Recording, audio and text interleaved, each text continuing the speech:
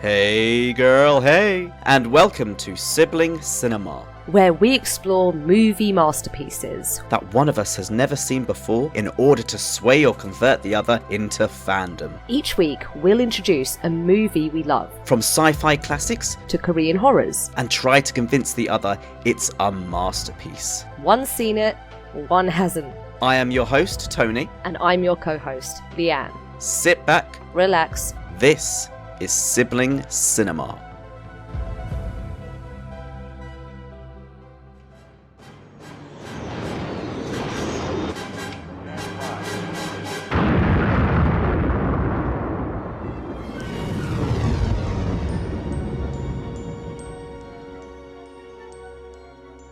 Great shot, kid. That was 1 in a million. Remember, the Force will be with you, always. Hello and welcome to episode 2 of Sibling Cinema. I am your co-host, Tony, and I'm joined back here with our other co-host, Leanne. Hey girl, hey Leanne. I got some news for you. How you doing? You okay? Yeah, no, I'm good. You've been dying for this moment.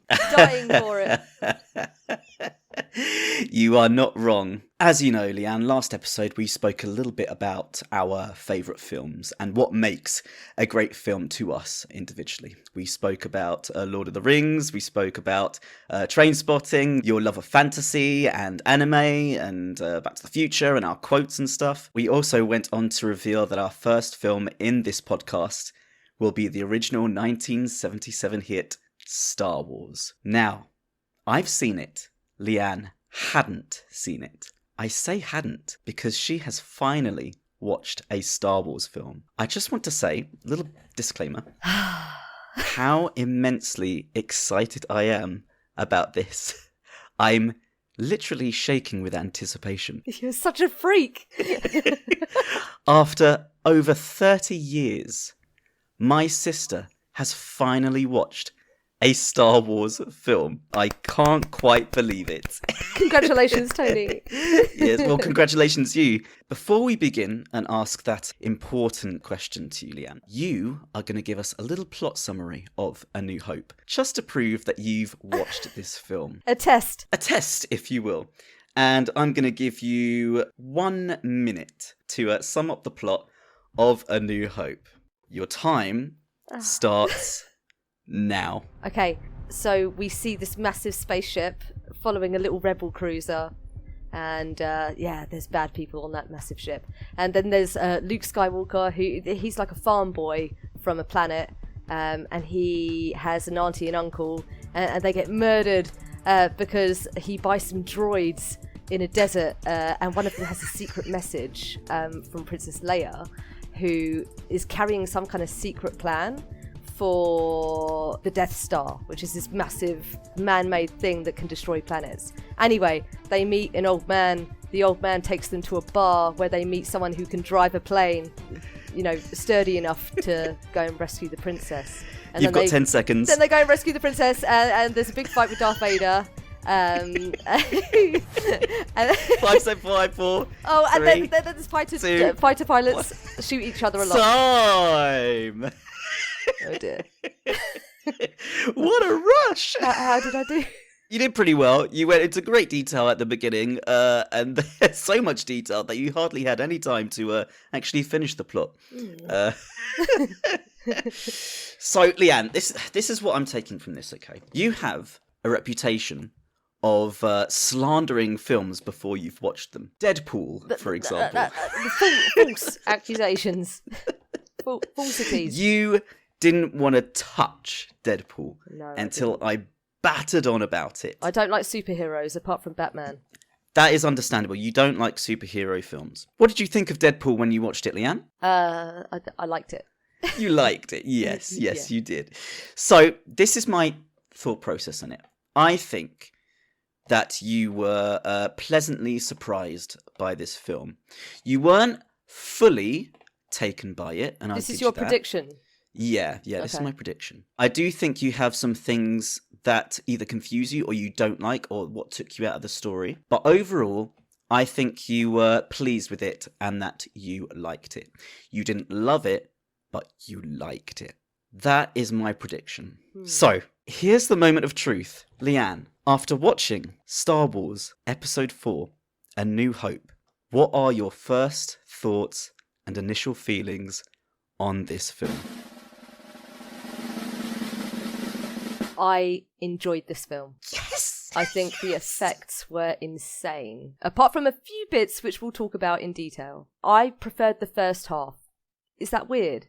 Okay, no, keep going. What's up? I enjoyed the world building stuff and just the vibes, and I enjoyed just spending time on these lands and seeing all these little creatures and things.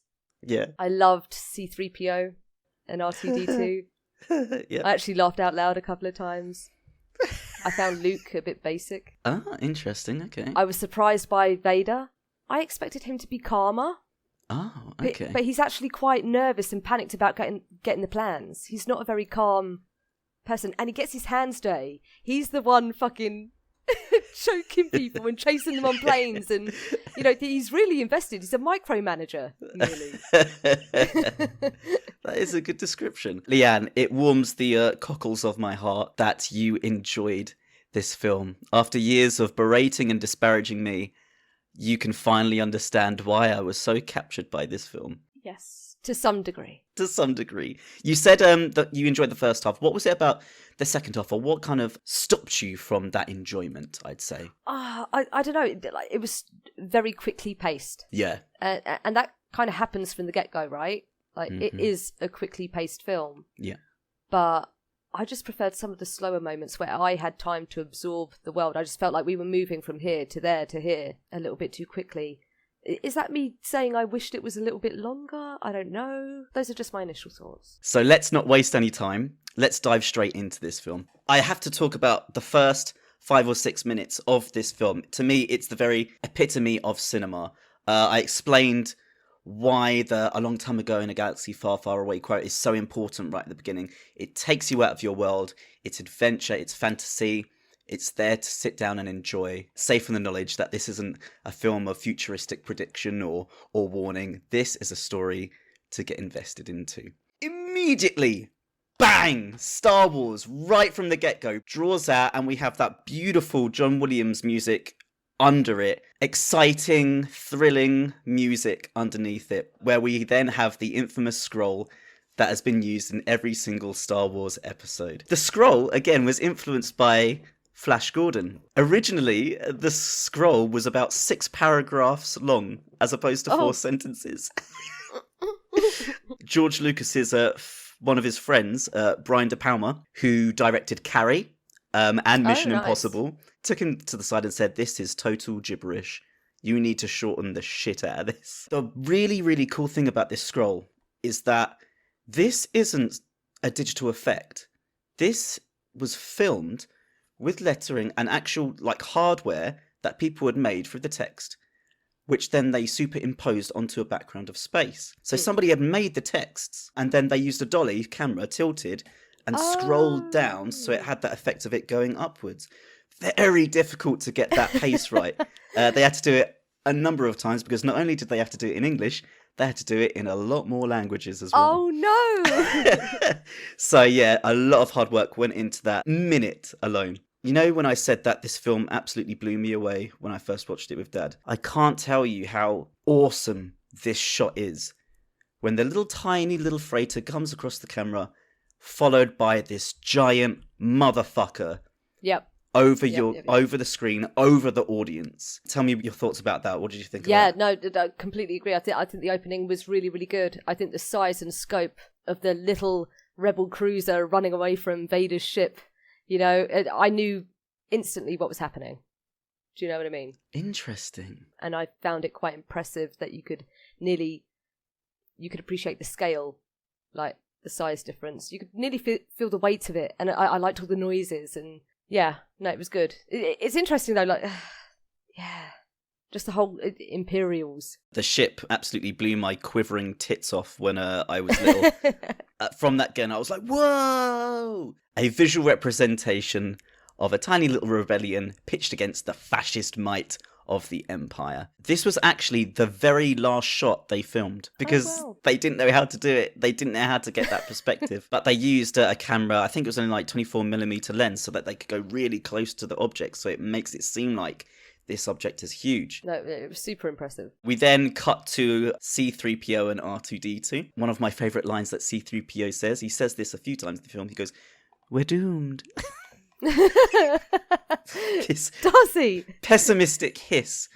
We're doomed all the time. I will say, though, I felt really sorry for R2-D2 whenever he got hurt or lost, especially in the sand dunes. I was like, oh my God, there was something so endearing about him. And I could tell, like, there's a scene where he's asleep, like, being ferried somewhere. And I could tell he was asleep. He's a fucking robot. Like, I can tell how he feels just from the beeps. and C-3PO loved his sass. Man. Like, when they're actually on the planet when they land, you know that these two robots have known each other for years because of this argument. I'm not going that way. Like, there's every argument that you've had with somebody that you've known for such a long time. Like, okay, fuck you. You go that way then. I'll go this way. Yeah, you know what I mean? I'm right. You're wrong. Just rewinding a little bit. This was a little bit that I found silly. And this is when C-3PO and R2 managed to escape the little rebel cruiser. Yeah. Somehow. Even though there's stormtroopers fucking everywhere. Like, I found that was silly. And they're just like, do, like some kind of fucking... Yeah, they walk in mid-battle across the... Like, I know! You not get hit? It pissed me off. So that was dumb. That was dumb. I've said before, like, in Star Wars, nobody really had any confidence in this film when they were doing it, even the actors. And it makes me laugh so hard that these actors, these extras, dressed up in full costumes. I mean, the stormtrooper outfits are amazing themselves, but obviously the lasers aren't there, and they're going around pretending to shoot. And I could like feel them like the actors were probably definitely laughing under their breath, like going pew, pew, pew, kind of thing. Wait, question. So were there real actors in R2-D2? Yes. What? Kenny Baker, if I remember the name, and Anthony Daniels. Oh my God. How tall was this man? He was small. Oh, okay. But he improvised a lot of the movements with R2-D2 as well. So when he kind of shakes back and forth when he's like nervous or worried? Yeah. That was him kind of shaking the apparatus inside. Well, it worked then, because he definitely felt quite human. He embodied that robot completely, and that's probably why you got the role in the first place. So they're all battling on, and then in walks perhaps the best villain in cinema history, Darth Vader. The music just goes boom, boom, boom, and then he walks in through the steam. "Tonight, Matthew, I'm gonna be..." And he looks down at the dead soldiers without a single fuck and strides on. And then we hear that infamous breath, the breathing of Darth Vader. Why does he breathe that way? You will find out. This is one example of the sound designer Ben Burt, I think his name was, and the extraordinary sounds he put in this film. Not only Darth Vader's breathing, which was created by putting a microphone in a scuba diving gear and breathing. He created the lightsaber sound as well, and the roar of the TIE fighter. I think that's my favourite sound in this film. It's a very cool sound. But the experimentation that Ben Burt done with this film just makes it even more epic. Of course, Darth Vader strides in, as you said, grabbing soldiers by one hand, choking them. "What have you done with them?" I liked the choking. Oh, man. "Commander, tear this ship apart until you found those plans and bring me the passengers. I want them alive." Like, That's what I mean, that he's frantic. He's not cool, calm and collected. Like, he is a frantic, almost nervous, really frightening figure who engages in real moments of violence. Mm-hmm. He directly just kills a few individuals and doesn't really think much of it. Yeah, he is absolutely brutal. The actor, David Prowse, who played him, very, very tall henchman. You'll probably know this. It wasn't his voice that they used. It was James Earl Jones. Do you know why they chose James Earl Jones to voice Darth Vader? Because his voice is really cool. Yes, absolutely. But the main reason was that David Prowse had a West Country accent. Oh. So that wouldn't be very scary. No, it wouldn't. "You're a part of the Rebel Alliance and a traitor. Take him away, you crusty jugglers." it would sound really shit. So yeah, George Lucas brought the marvelous James Earl Jones on board, and his grand, deep voice. Wasn't he the voice of Scar, or am I wrong? No, he was the voice of Mufasa. Oh, okay. I knew it was a lion. Mm-hmm. So you can't tell me why he breathes the way he breathes. I can't tell you yet. I think you just need to watch all of them. I feel like most of my questions you're going to say that, you know? Like, who are the Sand People? Well, that's another kind of product of Lucas building up this world, this dangerous criminal world that we have in Tatooine. Can I say, I found them scarier than Vader. I really didn't like them. The Sand People? Yeah, I thought they were jumpy and unpredictable. I didn't like the masks. I really didn't like them.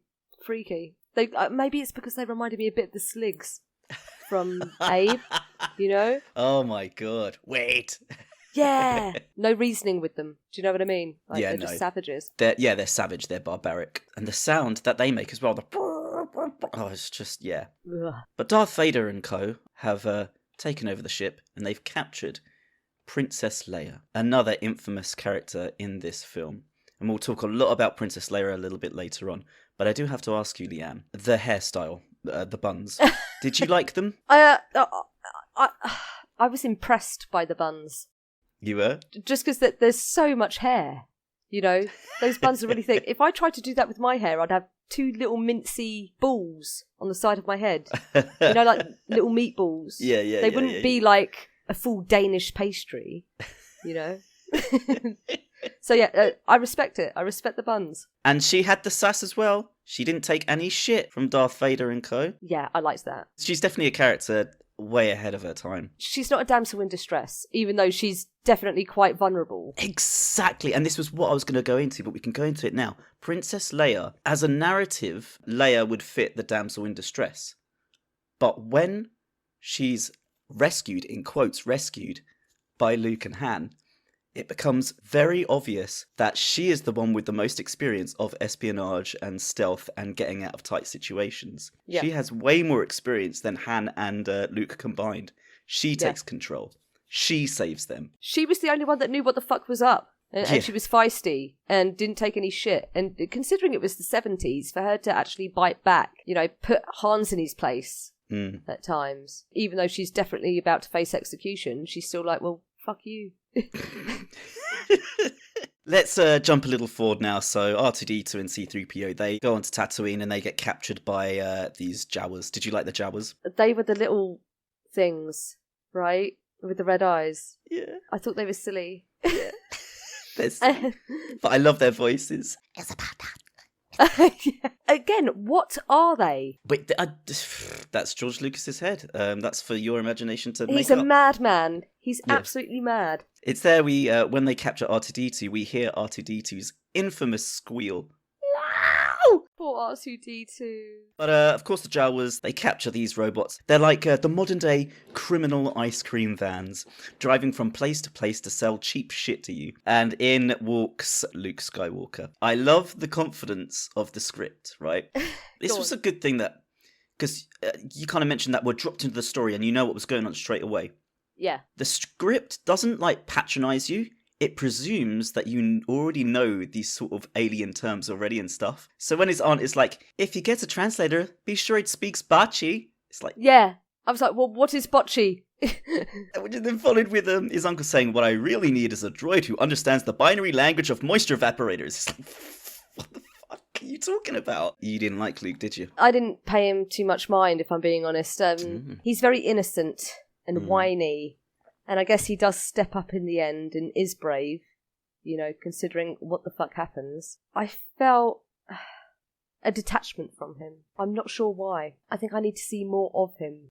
Yeah, those are my initial feelings. Fair enough. What are your feelings on Luke? Oh, I love Luke.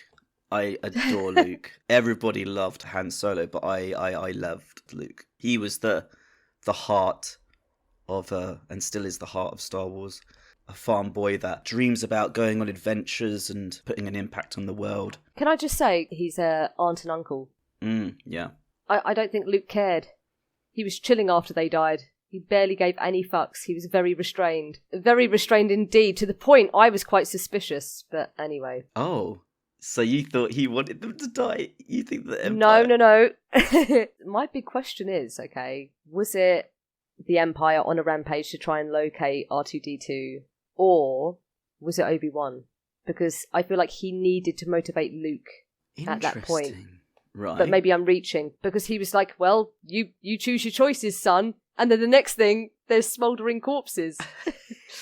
I was like, wait a minute. Wait a damn second. We've completely skipped out the actual introduction of Obi-Wan. So he gets bashed by the Sand People. He gets ambushed. And then this wild noise happens and a big cloaked figure comes walking through onto the desert. And in comes Alec Guinness as our Obi-Wan Kenobi. He's Ben to us at that point, isn't he? Yes, he is Ben. He says the infamous, hello there, which comes up a lot. Of course, yet he turns out he is Obi-Wan Kenobi. Now that's a name I haven't heard in a long time. Your Obi-Wan thoughts, Leanne? I really enjoyed him. Yeah. Yeah, I thought he was badass, if I'm being honest. Excellent. And he was quite gentle in the beginning, wasn't he? And I don't know, there's something quite charming and alluring about him. You know, he talks about the Clone Wars, and I'm like, well, what the fuck are they? Oh, do you know what I mean? Yeah. Like, I'm really glad you picked up on that.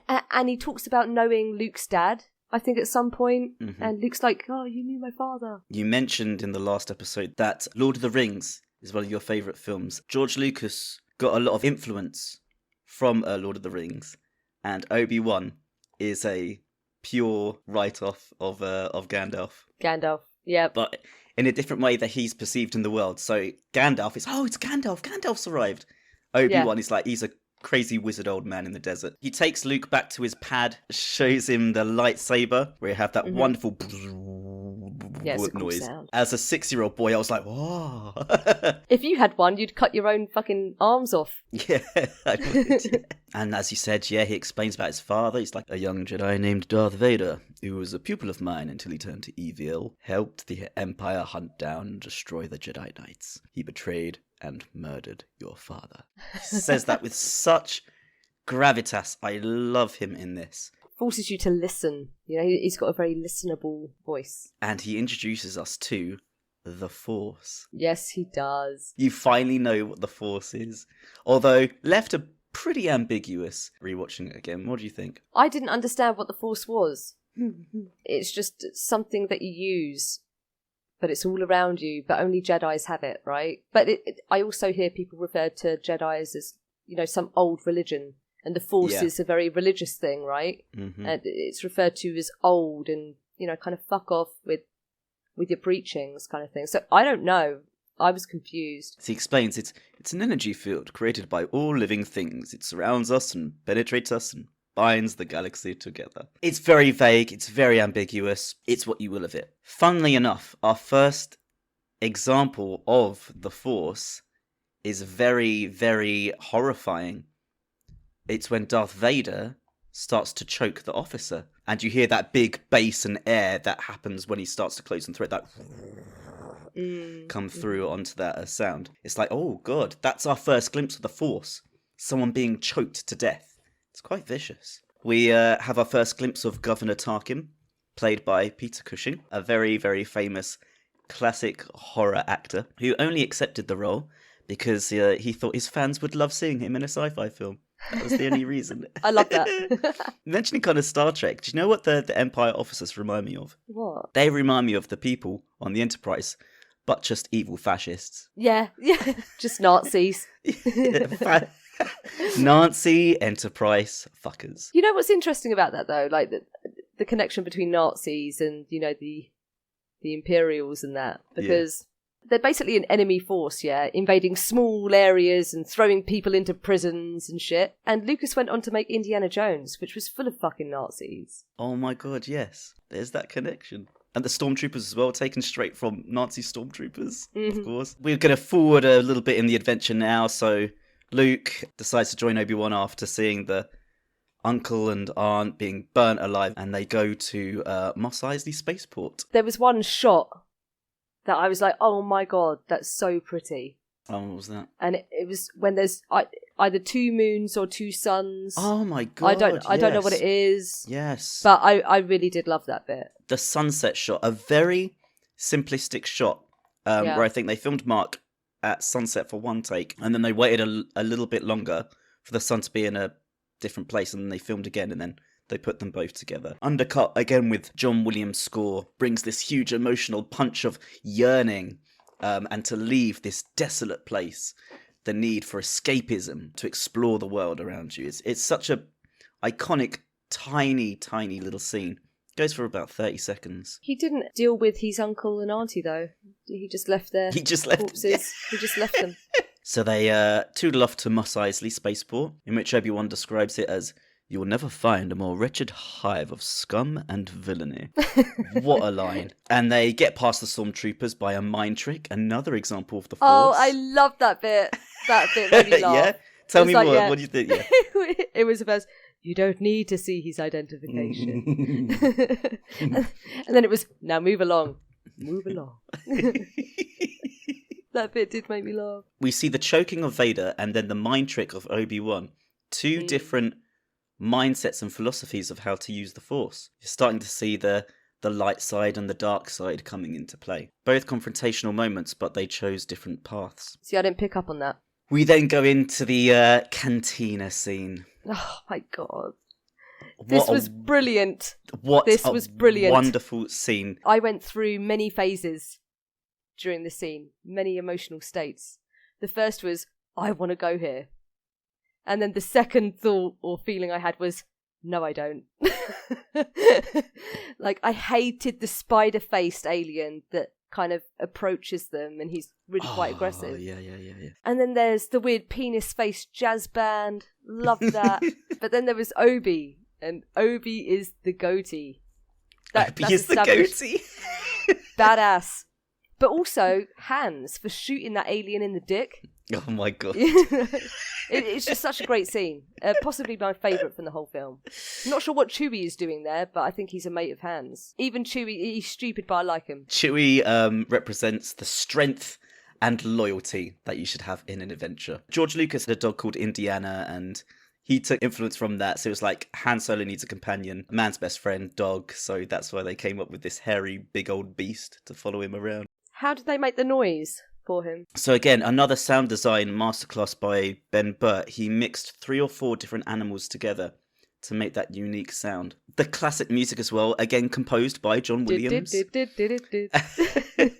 It demonstrated his range, from big, classic, epic music to seedy backdrop music of a criminal underworld, but fun underworld. He shows off that alien diversity all around. I love, in one of the first shots, that alien like fiddling with his tongue, like, and then you hear the sound of the kind of like there. There were so many different cultures of and species. And you mentioned the guys that came up to Luke.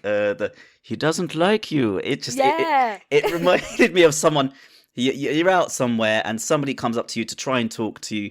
You don't really want anything to do with them. It's like, okay, have a good night. But then it's like, are you being rude? Right, do you want to start something? It reminded me of that. It's like, I don't like you either.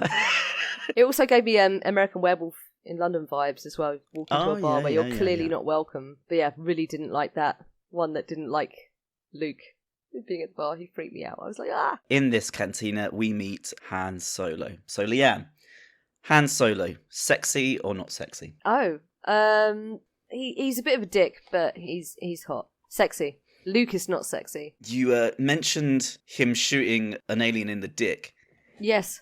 This is really interesting, right? So the Star Wars fan base have a reputation of being quite toxic for lots of different reasons. Why are you so toxic, Tony? It's like, I think it's like a generational thing. Like, people, they fall in love with something, and when it's changed all the time, it's just like, why? That sort of effect. Yeah. This, I think, is where the toxicity truly began. Because in this cut that you watched... I'm intrigued. Give me the tea. This internet phenomenon called Han Shot First.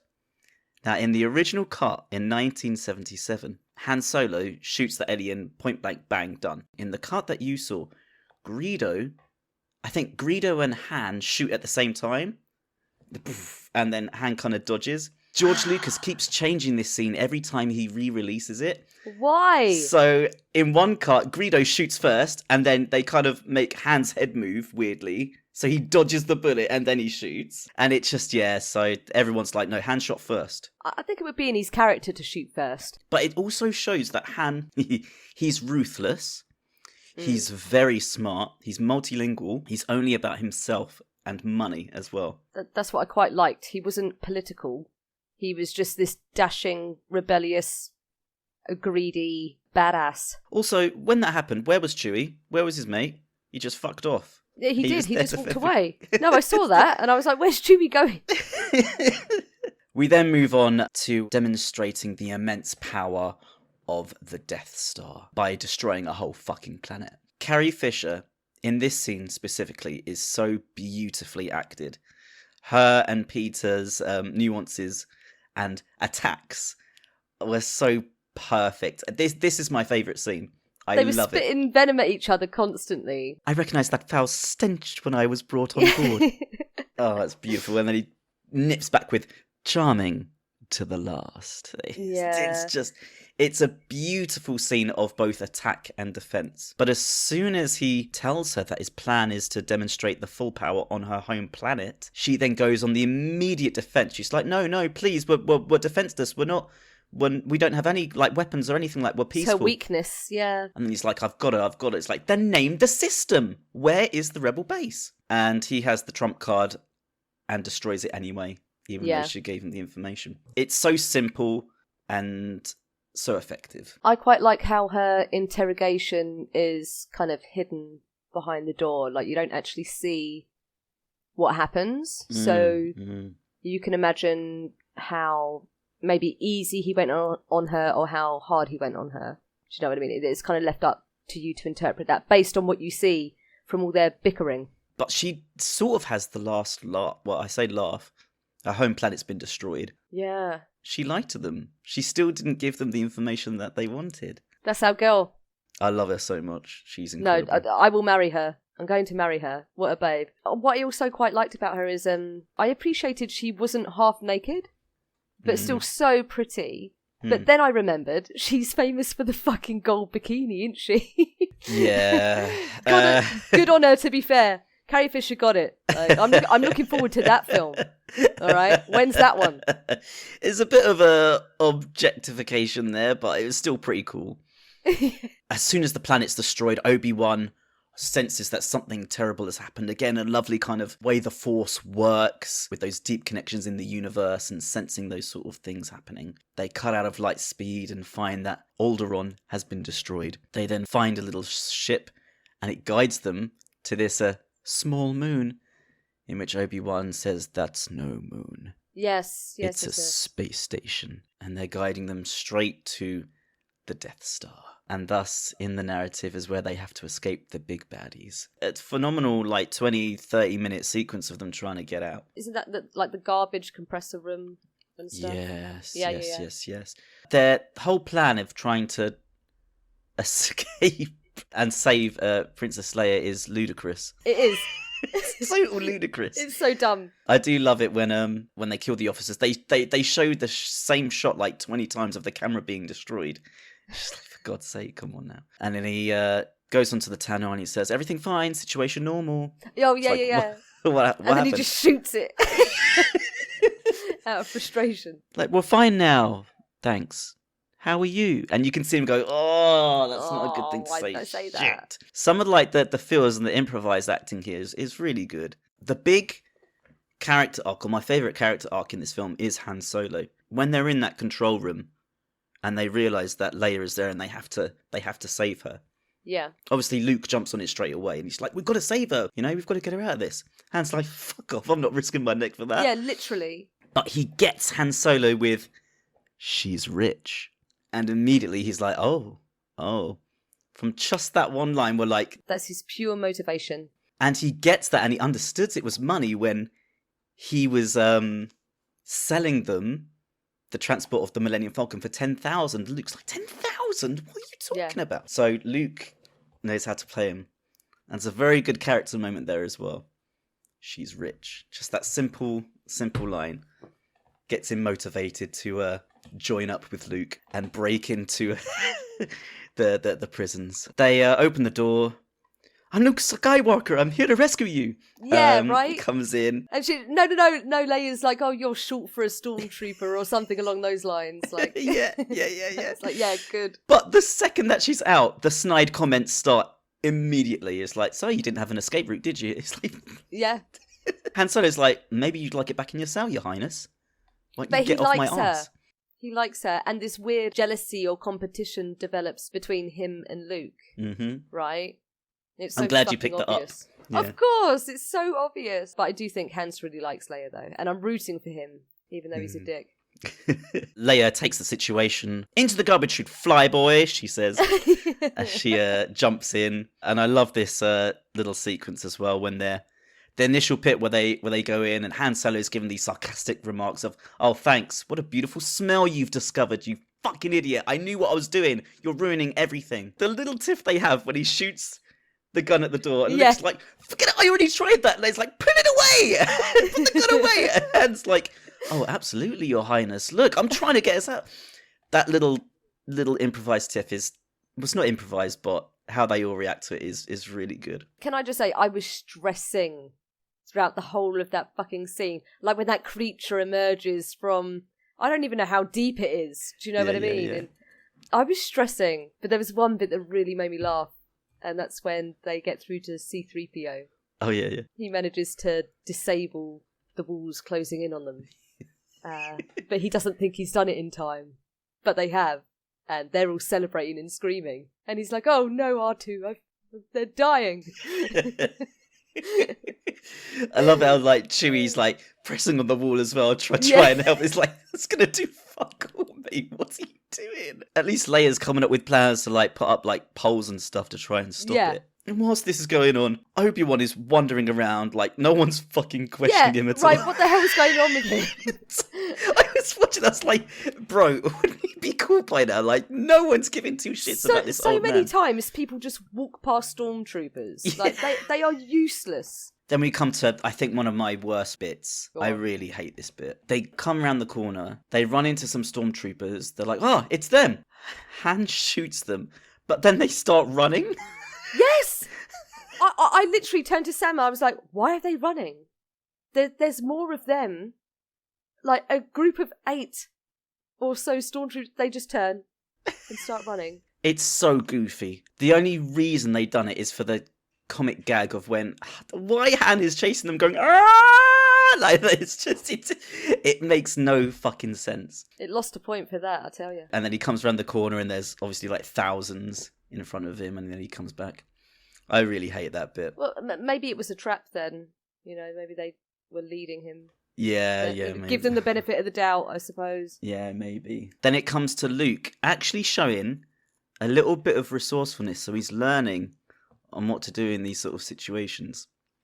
So he shoots the buttons, and Leia's immediately like, find the controls to that extend the bridge. And he's like, oh fuck, I've just shot it. You fucked it. But he uses his little rope to swing over the bridge with Leia. Yeah, like where did that rope come from? Don't know. See, you don't even know. You can't justify this. We also hear in this little sequence the famous Wilhelm scream that you might have heard in lots and lots of films before as well. Yes, I'm familiar with it. It goes, ah! Like, yeah. Very goofy. Very, very, very goofy. We then cut to Obi-Wan confronting Darth Vader. It's so weird watching this again because compared to any other lightsaber fight that you see in this saga, it's very restrained and very small scale. And the fight choreography isn't really that good. But the reason for that is because George was influenced by samurai fighting. The subtlety. Yeah, the instruments of the sabers were supposed to be like very, very heavy, hence why they were kind of quite slow in moving and stuff. I do like it that Obi-Wan does a little twirl at the beginning of the fight. He's like, I was like, God. One of my favourite lines in it as well that I use on Dad. Your powers are weak, old man. Yes. I felt confused about this scene. Oh yeah? Why? I don't know why he gave up. He literally looks at Luke Mm-hmm. and holds up both of his arms, and then bang, he's cut down. I just don't understand why he did that. And he also says something. He said, if you strike me down now, I'm going to come back more powerful than you could ever imagine, right? Yes, I'm glad you picked that up. So, does that mean he went on to be Spirit Obi-Wan? Because I know he says, use the Force, Luke, like, towards the end of the film. And I'm like, Yeah. well, but surely he could have continued fighting a little bit more to give them more time to all board the fucking ship at least. But Yeah. instead he's just like, bye. Yeah. I was like, why? Why did he give up? I do agree with you on this. It's a little pissed me bit... off. It's very premature. You could have held it a little bit longer. It did. It felt premature. Yeah. I do love the stormtroopers noticing the fight and then going, like, beckoning to each other, like, come on, let's go, Yeah. let's go see our boss fight. Sweet. But Little- again, Vader getting his hands dirty. He's there, the boss. He's a micromanager. He, of course, sacrifices himself, in which Luke shouts, no! And then, yeah, you think he's dead, because he kind of disappears. His body doesn't fall, it disappears into thin air. Yeah. Which, again, makes the audience maybe think, is he dead? Is he... It's that question coming through. And then you hear the, run, Luke, run! Yes. So he's on some sort of spiritual plane that we not quite understand. He's one with the Force, the energy field. They get onto the Millennium Falcon. The tractor beam's been disabled. They get the fuck out of there. I just have to say, the audacity for Luke to be upset about Obi-Wan when Leia's literal home fucking Yep. planet was obliterated a few hours ago. I told you he's a whiny prick. I told you. He's just sat there just like... I can't believe Feeling he's so gone. sorry for himself. Leia, of all people, should be there to be like absolutely distraught. And God. she's even there, like Yeah. putting the coat around him, like it's all Exactly. right. She doesn't say, come on, man. Think about what I've just been through. We then come on to the first dogfight. The swinging chairs and the models flying around with the roar of the TIE fighter. A very different structured scene to what we've seen before. Very fast editing going on here. You see clips of Leia looking to the left and to the right and Chewie going Yes. like that, and it's interspliced with parts of the ships weaving in and out of the Millennium Falcon and all of that. It's a very important scene narratively because it's the first time that all 6 hero characters are together and all for one purpose, to try and escape. Han stops his arguing about his reward, Leia stops her snide remarks, the droids stop bickering, and they're working together to try and get out of this. Heck, even R2 is putting out the fires on the ship. Yeah. It establishes this team of heroes and is a pretense to the final battle. I didn't consider that. And what a final battle. I try and remember back to when I first saw this. Oh my god, yeah. Conclusion. This is crazy. And I was on the edge of my fucking seat. It's again the camera captures that they do of the camera that swerves into the trench and weaves in and out. The music that intensifies, the escalation of the battle from the releasing of the fighters to Darth Vader getting involved again. I know. Losing R2, his friends Yes. being destroyed. The noise of the ships themselves were very, very cool. In Darth Vader's evil ones, it's like this weird roar. Oh, there's a character like that. Who's the tubbier character? I the was pilot. hoping you'd pick up on this. Yeah, Isn't it? no. I liked the other pilots. Yeah. But they all fucking die, basically, apart from... Does Biggs survive, or Biggs dies? Biggs dies. One of them makes it, I'm sure. Yeah, one of them does make it. Oh God, what's his name? And I don't think he got a medal in the end. No, he didn't. I was like, hello? I do love in this scene, as Darth Vader's in his ship, he's like twisting the bit of his ship like it's some sort of snooker player, chalking up his pool cue. It's like, yes, really, then I'm gonna fucking kill these guys. He's a man of many talents. There was a touching moment just before the battle, and I think it's Hans that turns to Luke and says, "May the Force be with you," before Yes. he goes away. Again, another kind of a test for Han. And going back to his character arc, he chooses to aid his friends. as opposed to taking his reward and fucking off. And it's earned. It's a character arc that is earned through the experience that Luke and Leia and co have gone through. The line of, "You're all clear, kid, now let's blow this thing and go home." That going home, like, it's so rich to me. And everyone, I love this bit as well, when he gets back, he's coming out of the ship, everyone is so elated and hugging each other. Han is slapping him around the face, like, yes, come on, I wouldn't just do it for the reward, I'm your fucking best mate. It's all very homely and full-hearted. It is very homely. It's very happy ending. Yeah, the stakes in the final battle, though, are astronomical. It's either us or them. Either the Death Star is destroyed or our planet is destroyed. And of course, Obi-Wan, use the Force, Luke. Yes, yeah. See? It is cheesy, but my God, I love it. It's the setup and payoff as well of using the Force and the examples of it throughout the film and believing in yourself.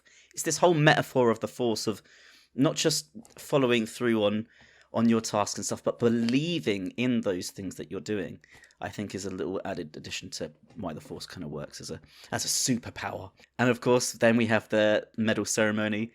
Everyone's all smiling and joyous, and there's that little, like, with that when they see R2D2, they're just like, oh, yeah.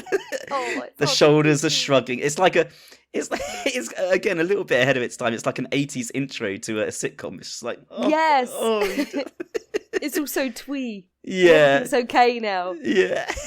Oh, R2. little bugger. Oh, you guys. Han Solo winking at Leia. Oh, cheeky. Very cheeky.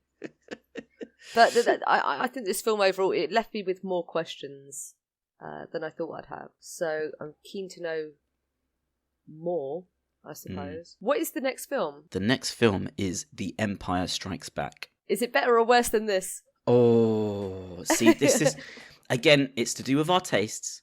I think I like this film better because of the journey it went through of being made, the strife, the energy that George put into it to create this world where no one believed in him, and it surpassed all the expectations. And it's a really nicely paced story, and a good story in that too. And the characters have really good arcs. Leanne, I'm very, very happy you enjoyed this film. I did enjoy this film. Before we do our little quiz, I am going to ask you a few... no, not the quiz. a few little award questions. So I'm going to ask you... Award questions? Yeah, so every... at the Oscars or BAFTAs, there's a favourite character and all that stuff. So I'm going to ask you, what was your favourite scene in this film? The bar scene. Yep, Cantina. Yeah, loved it. Your favourite character? I really liked Leia, but I also liked C-3PO. Oh, yeah?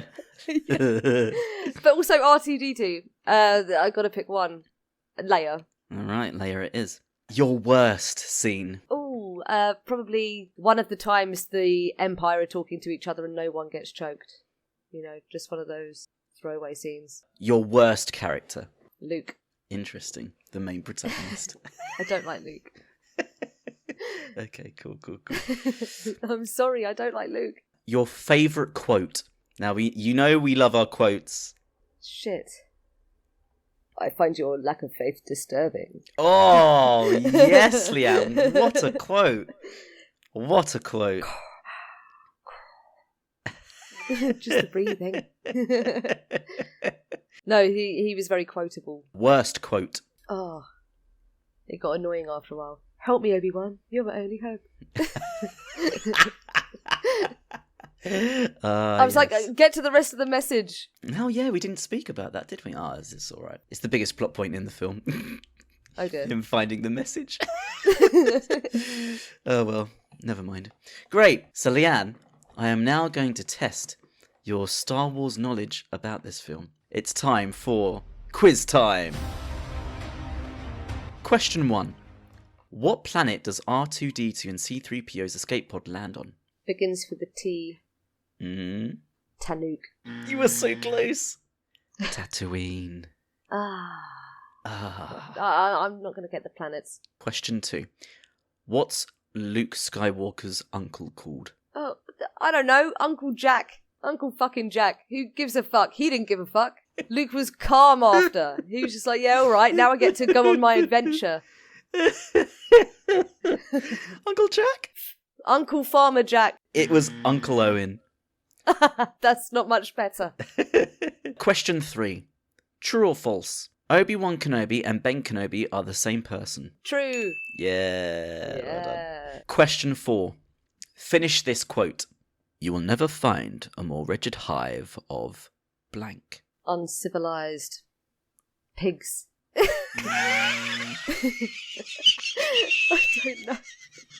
I don't know the wording. You will never find a more wretched hive of uncivilized pigs, of scum and villainy. Ah, whatever. Question 5. How much did Han Solo charge Luke and Obi-Wan for them to travel in the Millennium Falcon? It was 10,000, but then Luke stupidly offered 15 or 14. Oh, yeah. No, I'll give you that. It was 10,000, yes. Okay. But Obi-Wan then negotiated with, we'll give you 2,000 now and 15 when we reach. Yeah. Question 6. What do Wookiees do when they lose games? They tear off people's arms. Yes, I will give you that, yes. They rip them out of their sockets. Nicely done. Question 7. What planet does Governor Tarkin destroy? It's Leia's one. Mm-hmm. I don't know what it's called. Begins with an A. Alingra. Oh, close but no cigar. Alderaan. I hate this quiz. Question 8. Who said this? What good's a reward if you ain't around to use it? Han Solo. Correct, yes. Question 9. True or false? The target area for the rebel ships to hit the Death Star is only 10 meters wide. Correct. No. No. No, I'm going to take your first answer. It's 50, I think. 20? It's 2. Oh! Only 2 meters wide. And finally, question 10. True or false? Luke's code name in his X-Wing is Red 5. True. Correct. Yes. This is Red 5, I'm going in. Yes. I can't shake them. You got 5 out of 10. Wait, that's not bad. Not bad at all. Not bad at all, Leanne. Not too shabby. All right. Now it boils down to this. So I explained in our first podcast that we'll have a fan rating of where you sit on the fan meter of Star Wars. Number 1 being the dark side. You hate and anger and you don't like it. To 10, the light side, where you absolutely adore it and will go to every convention and spit in the face of anybody who says they hate it. So, where are you on this fan rating? I am a 7. A 7? Come 7. to the light. Coming to the light. Wow. I don't think it's going to stay that way, though. On the first Star Wars film, you're at a 7. That's incredible. I enjoyed this film. I genuinely did. Unbelievable. It was fun. But I've got lots of questions. Any questions you want to ask now, or should we wait for the next film? Who are the Sand People? Who are the Stormtroopers? Oh, right. Did Obi-Wan, fucking melt Uncle Owen? Did he burn him alive? I can tell you that the Sand People are always going to be quite ambiguous, so you won't really know much about them. The Stormtroopers, however, you'll definitely find out about their origin in a later Star Wars film. And you'll know about Obi-Wan's motivations a little bit later as well. I see. With that being said, Leanne has watched the first Star Wars film and has enjoyed it. I can't believe it. Very exciting times. So the next film we're going to be watching, Leanne, is The Empire Strikes Back. And it will continue on the story of our heroes and our amazing villain of Darth Vader. And a lot will be revealed, and a lot will be done in this film. I'm looking forward to it. Me too. But I don't think I'm going to feel that way for all of them. I really don't. I feel like maybe these first 3. Do you know what I mean? Yeah. Just because they're classics. Yeah. But I think it's going to be downhill from there. We shall see. Leanne, thank you so much for joining me for this second episode of Sibling Cinema. And thank you for finally watching a Star Wars film and enjoying it as well. Crikey Yeah. almighty. Well, I'll see you next week. Leanne, I will see you on the next episode where we will be talking about The Empire Strikes Back. See you later, everyone. Thank you for listening. Bye. Bye. Thank you for listening to Sibling Cinema. If you enjoyed this episode, stay tuned for more arriving weekly. Make sure you check out our Instagram page, sibling_cinema, where you can listen to extra exclusive content and drop us a like, a share, or even a message if you'd like. Don't be shy. Until next time, roll on the next reel. Edited and produced by Floppy Legs.